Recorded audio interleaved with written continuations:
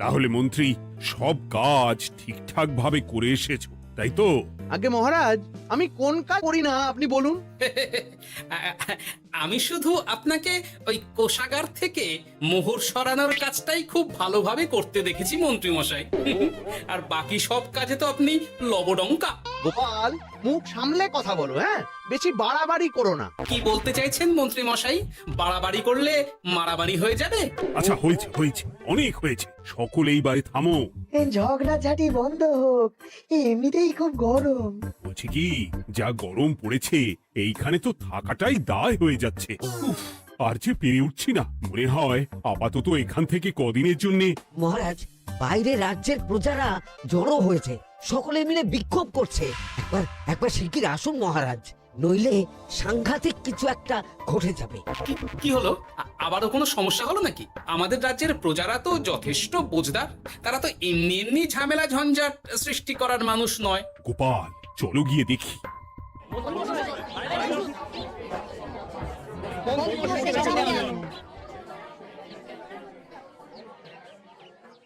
কি ব্যাপার, তোমাদের কি সমস্যা হয়েছে? এইভাবে বিক্ষোভ করছো কেন? মহারাজ, মন্ত্রী মশাইকে সামনে আনুন, তারপর বলছি কি হয়েছে না হয়েছে। সেরেছি। আরে, আমাকে ডাকছে কেন? আচ্ছা, বলছি তোমরা একটু শান্ত হও। আমি বুঝতে পারছি তোমরা কিছু একটা কারণে খুবই অসন্তুষ্ট হয়েছো, তাই সেই জন্য বলছি আগে শান্ত হও, তারপর বলো মন্ত্রী মশাইকে কেন খুঁজছো, উনি কি করেছেন? গোপাল দাদা, তুমি তো জানোই রাজ্যে যা গরম পড়েছে, তার জন্য খাল বিল পুকুর নদী নালা একেবারে শুকিয়ে গেছে, চারিদিকে জলের হাহাকার। হ্যাঁ হ্যাঁ, সে তো জানি। গত সপ্তাহে এই সমস্যার কথা জানিয়ে মহারাজকে অনুরোধ করে গিয়েছিলাম যে রাজ্যের বাঁধটা যাতে খুলে দেওয়া হয়। কেন? আমি তো তোমাদের কথা রেখেছি। আমি তো দুদিন আগেই মন্ত্রীকে পর্যাপ্ত পরিমাণে মোহর দিয়ে বাঁধ খোলার কাজে পাঠিয়েছিলাম। কেন, উনি কি বাঁধ খোলেননি? সেইটা ওনাকেই জিজ্ঞাসা করুন।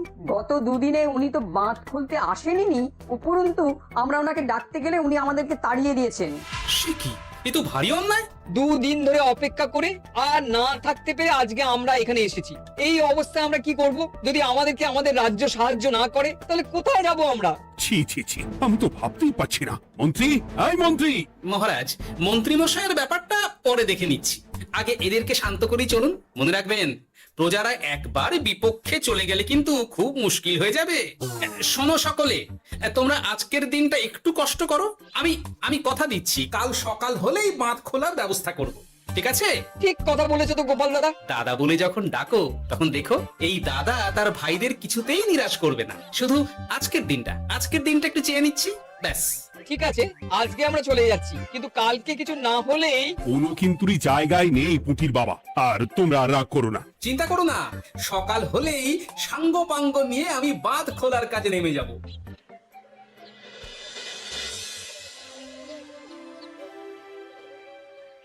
ছি ছি মন্ত্রী, তুমি এইভাবে আমায় মিথ্যে বললে। ভাবতেই পারছি না কি দরকার ছিল আমায় মিথ্যে আশ্বাস দিয়ে প্রজাদের সামনে নাক কান কাটার। মুখে কুলুপ কেন? উত্তর দাও। না মানে, আমার শরীরটা ঠিক ভালো ছিল না, তাই বাড়ি থেকে বেরোতে পারিনি। বলছি কি, শরীর খারাপ থাকলে রাজসভায় খবর দিতে পারতেন, আমরা কেউ দায়িত্বটা পালন করতাম, কি আছে? সমস্ত মোহরগুলো ত্যাগস্থ করে ঘাপটি মারলেন ঘরে। ছি ছি, জানাই আপনাকে ধিক্কার। সকলে মিলে করো প্রতিবাদের চিৎকার। মন্ত্রী মশাই, ছি ছি ছি ছি ছি ছি। মহারাজ, আপনি এক্ষুনি মন্ত্রী মশাইকে কদিনের জন্য সভা থেকে বহিষ্কৃত করুন। সে তো করবই, তবে তার আগে আমি চাই কালকে যখন বাঁধ খুলতে তোমরা নামবে, তখন সেই কাজে কোনো লোক নিয়োগ না করে অন্তকেই বাঁধ খুলতে নামাবে। মহারাজ, এ কেমন বিচার আপনার? আমি না রাজ্যের মন্ত্রী। মন্ত্রী না ষড়যন্ত্রী। মন্ত্রী মশাই, তাহলে কালকের জন্য প্রস্তুত থাকুন। মহারাজের বাঁধ খোলার জন্য সকল মোহর তো আগেই আত্মসাৎ করেছেন, এবার শুধু কাজে নেমে পড়বেন, কেমন?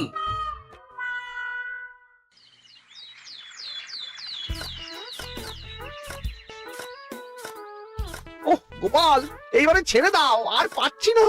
এত সহজে হাল ছাড়লে হবে বলুন? এই কে আছো? ওই শাবল কোদাল গুলো দাও, আমি এদিকটায় খুঁচিয়ে দিই। সভাকবি, বিজ্ঞানী, এসো এসো এসো, হাত লাগাও। সবে মিলে করি কাজ, বাঁধ খোলা হবে আজ। বাঁধ খোলা হবে আজ, মন দিয়ে করো কাজ। একদম, হাত লাগাও, জোর লাগাও। গোপাল দাদা, সভাকবি, বিজ্ঞানী দাদা আর আর বাকি দাদা ভাইরা আসুন আসুন, সকলে একটু শরবত খান। আমাকেও একটু শরবত দাও। মোহরগুলো খেয়েও তৃষ্ণা মেটেনি বুঝি? হুম হুম। বাঁধ এক্ষুনি খুলবে, প্রজাদের সব জ্বালা জুড়বে। বাঁধ খুলে গেছে। আমাকে বাঁচাও, আমাকে বাঁচাও। কোনো সময় ভুল করলে নিজেই সেই ভুল শুধরে আবার ফিরতে হয়। আপনিও তাই করুন মন্ত্রী মশাই, নিজেই উঠে আসুন। চলো সকলে। গোপাল, তুমি তোমার সাথীদের নিয়ে যা করলে সত্যি ভাবাই যায় না। মহারাজ, নিজেদের রাজ্যের সমস্যায় নিজেরাই কোমর বেঁধে নেমে সমস্যার সমাধান করেছি, পরিস্থিতি মোকাবিলা করেছি। এর জন্যে আপনি এমন করে বলবেন না। ওহ, তোমরা না থাকলে যে কি হতো। মহারাজ, আমরা আছি তো, এত ভাববেন না আপনি। আপনি বরং আমাদের সকলের জন্য কিছু খাবারের ব্যবস্থা করুন, খুব খিদে পেয়ে গেছে। হ্যাঁ, নিশ্চয়ই। তোমরা সকলে ভিতরে এসো, হাত পা ধুয়ে নাও। ততক্ষণে আমি রানীকে আহারের ব্যবস্থা করতে বলছি।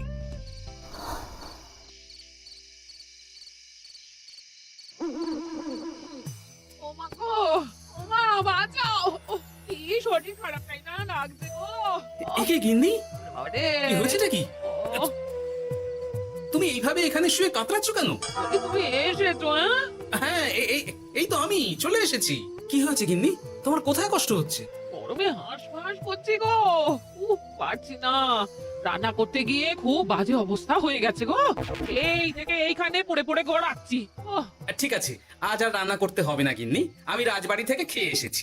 বাহ, নিজে খেয়ে এসেছো বলে আর রান্না করতে হবে না বলে দিলে? এদিকে রাত্রে আমি খাবো কি সে খেয়াল আছে? হ্যাঁ, খেয়াল আছে। যাও, আমার জন্য রান্না চাপাও আর একটু জল দাও। দেখো, এত গরম পড়ে কৃষ্ণনগরের অবস্থা শোচনীয় হয়ে গেছে। বয়স্ক লোকেরা কোনো কাজই করতে পারছে না। সত্যি তো, এই গরমে রান্না করাটা খুবই কঠিন গিন্নি। কি বললে? আমি বয়স্ক লোক? আমার বয়স হয়ে গেছে, তাহলে নিজে কি? না গিন্নি, আমি তোমায় কিছু বলিনি। আমি গোটা কৃষ্ণনগরের সাধারণ বয়স্কাদের উদ্দেশ্যেই কথাটা বললাম। তোমার তো বয়স হয়েছে বলে মনেই হয় না গিন্নি। ও তাই বলো?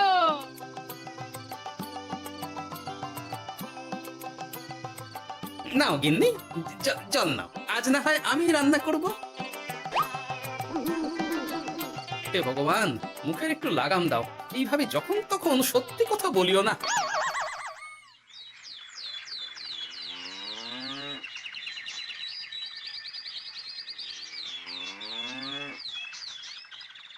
গোপাল দাদা, ও গোপাল দাদা, একবারটি বাইরে এসো। মহারাজ জরুরি তলব করেছেন। আবার কি হলো? গোপাল দাদা, গিন্নি, একবার ও বাইরে গিয়ে গোপাল দেখে দাদা। আসি, বুঝলে? পেয়াদা এসে অনেকক্ষণ থেকে ডাকছে। গোপাল দাদা, আচ্ছা, গিয়ে দেখো। ও গোপাল দাদা, গোপাল দাদা, ও গোপাল দাদা, আরে তুমি এক্ষুনি একবার প্রাসাদে চলো। রানীমার খুব শরীর খারাপ করেছে, মহারাজ তোমাকে খবর দিতে বললেন। ঠিক আছে, তুমি যাও, আমি আসছি।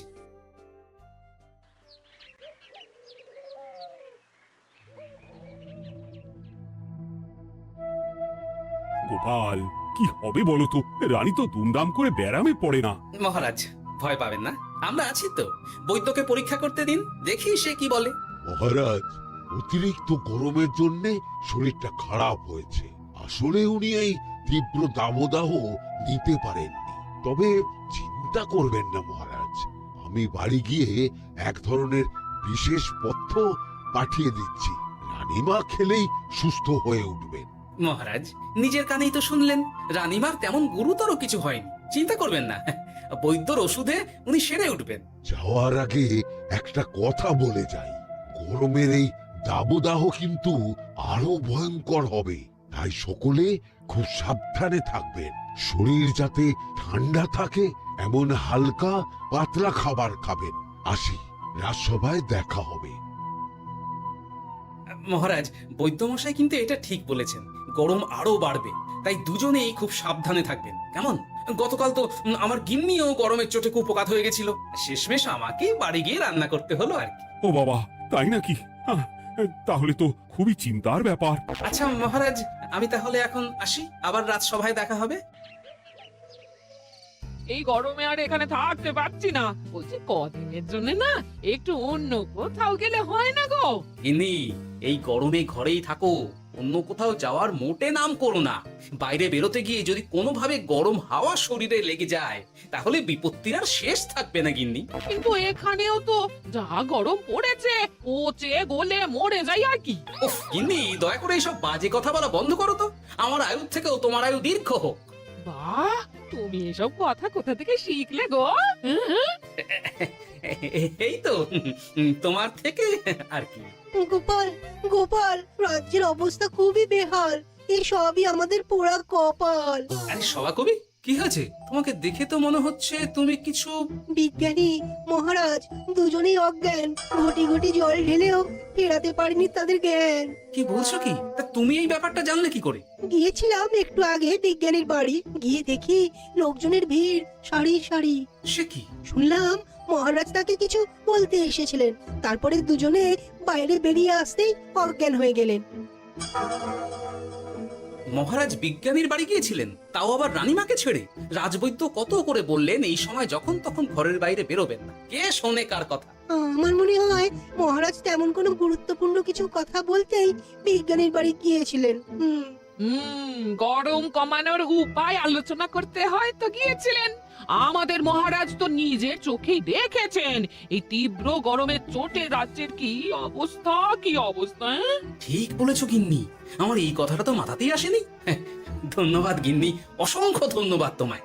আমায় পরে ধন্যবাদ জানিও। হ্যাঁ, এখন আর দেরি না করে বৈদ্য মশাইকে সঙ্গে নিয়ে বিজ্ঞানী মশাইয়ের বাড়ি যাও। হ্যাঁ,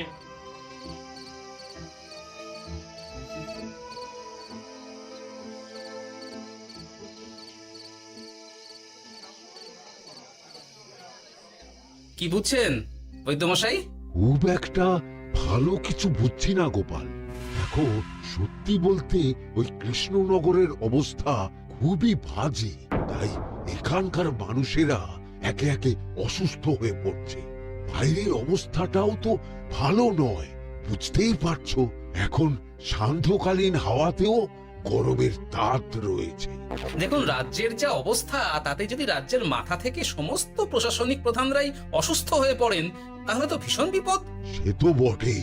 এই জন্যেই আমি বলি কি, মহারাজ সহ সকল সভাসদেরা এই রাজ্য ছেড়ে কদিনের জন্য পাহাড়ি কোনো এক জায়গায় গিয়ে থাকুন, পরিবার নিয়েই যান। দেখুন, আগে নিজেরা বাঁচলে তবে তো রাজ্যবাসীকে ভালো রাখতে পারবেন, তাই না? কথাটা কিন্তু মন্দ বলেনি বৈদ্য। গোপাল, এই গোপাল, তুমি পাহাড়ে যাওয়ার ব্যবস্থা করো। এইখানে আর কিছুদিন থাকলে মরেই যাব। হ্যাঁ গোপাল, আমারও তাই মত। এক্ষুনি যা শরীরে ক্লান্তি এসেছে, আর কদিন এইখানে থাকলে মরেই যাব। মহারাজের অনুরোধে গরম কমানোর কোনো ব্যবস্থাও তো করতে পারলাম না। বাইরে বেরোনো মাত্রই দুজনে মূর্ছা গেলাম। ঠিক আছে, বুঝেছি। মহারাজ, আপনি আর এই ব্যাপারটা নিয়ে বেশি ভাববেন না। বিজ্ঞানী, তুমিও আর বেশি কথা বলো না। আমি পাহাড়ে যাওয়ার ব্যবস্থা করছি। আমরা রাজসভা সকলে সপরিবারই যাব। অনেক কাজ হয়েছে, এখন কিছুদিন আমাদের বিশ্রাম দরকার।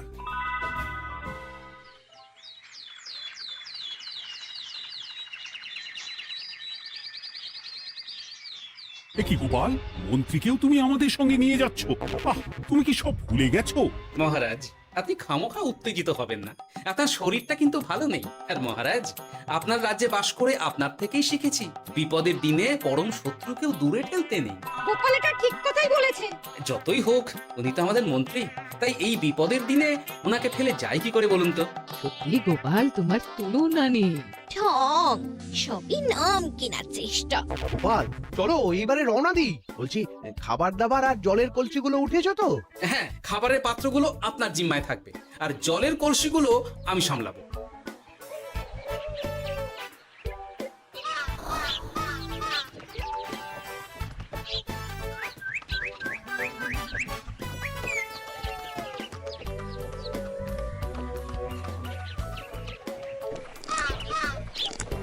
কি গো, তুমি খাবার ছেড়ে শুধুই জল খাচ্ছ? ওদিকে মন্ত্রী মশাই যে সব খাবার একাই সাবার করে দিলে না?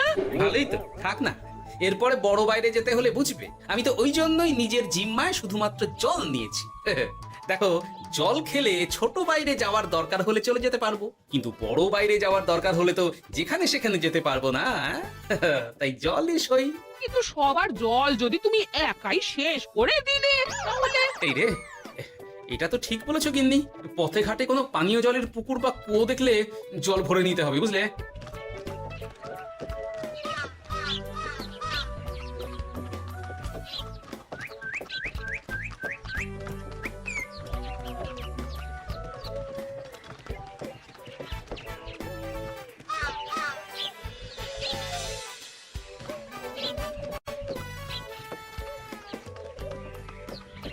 সকলে আসুন। দেখুন দেখুন, মহারাজ আবার মূর্ছা গিয়েছেন। আসুন। সে কি, কৃষ্ণনগর পেরিয়ে এসেছি, এখন এই অচেনা অজানা জায়গায় এসে মূর্ছা গেলেন? গিনি, চলো তো শিগগির গিয়ে দেখি। কেউ ঘাবড়াবেন না, মহারাজের শরীরটা আসলে খুব দুর্বল ছিল তো, তাই মূর্ছা গিয়েছেন। তবে চিন্তার কিছু নেই, আমি এক ধরনের পথ্য দিচ্ছি, এটা খেলেই উনি আবার সুস্থ হয়ে যাবেন। ঠিক আছে বৈদ্য মশাই, আপনি তাহলে যত তাড়াতাড়ি সম্ভব পথ্যটা তৈরি করুন। হ্যাঁ, আমার এই পথ্যটা তৈরি করার জন্য একটু জলের প্রয়োজন, একটু জলের ব্যবস্থা করুন তো। এ মা, বলি গাড়িতে যে এক ফোঁটাও জল নেই গো, কি হবে? এই গোপাল, তুমি একাই সব জল খেয়ে বসে আছো? হ্যাঁ গোপাল, এখন এসব বাদ দাও, চলো একটু জলের ব্যবস্থা করি। হ্যাঁ, খানাখন্দ, খাল, বিল, নদী, সমুদ্র, যেখান থেকে পারো জল নিয়ে এসো। জল ছাড়া এই পথ্য বানানো অসম্ভব। গোপাল, কি করা যায় বলো? দাঁড়াও, আমি একটু ছোট বাইরে থেকে ঘুরে আসছি। হ্যাঁ, খুব জোরে বেগ আসছে, ত্যাগ না করতে পারলে বুদ্ধি খুলবে না।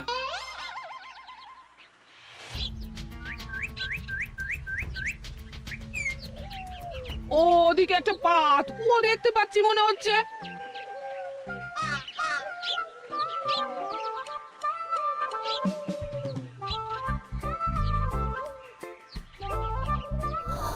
জল কোথা থেকে পাবো? তবে কি জলের অভাবে আজকে মহারাজ সুস্থ হতে পারবেন না?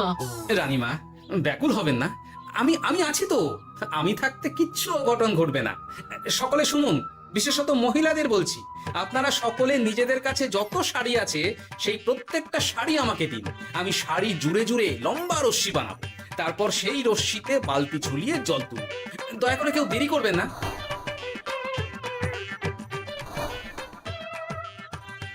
এই নাও আমার 5খানা শাড়ি। হ্যাঁ, এই নাও আমার 10খানা শাড়ি। আমি বাবা আমার লতা পাতা মিনি করা শাড়িগুলো দেবো না। যা পারো করো, আমি বড় বাইরেতে যাচ্ছি। ওমা, বিপদের দিনে শাড়ি দেবে না? গায়ের জোরে নিয়ে আসবো। হ্যাঁ,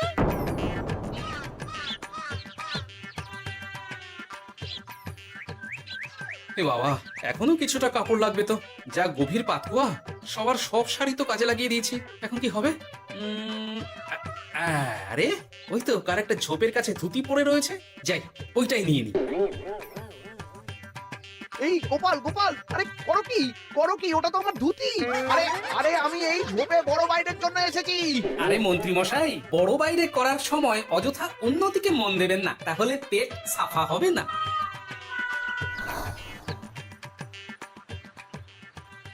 গোপাল, তুমি ছিলে বলে এই যাত্রাতে রক্ষা পেলাম। ভগবান তোমাদের অনেক অনেক মঙ্গল করুক। এই দেখো না, ওরা না আমার লতা পাতা আঁকা শাড়িগুলো নিয়ে নিয়েছে। এই দূর তোমার শাড়ির লতা পাতা, আমি নিজেই জড়িয়েছি বড় বড় ঘাস।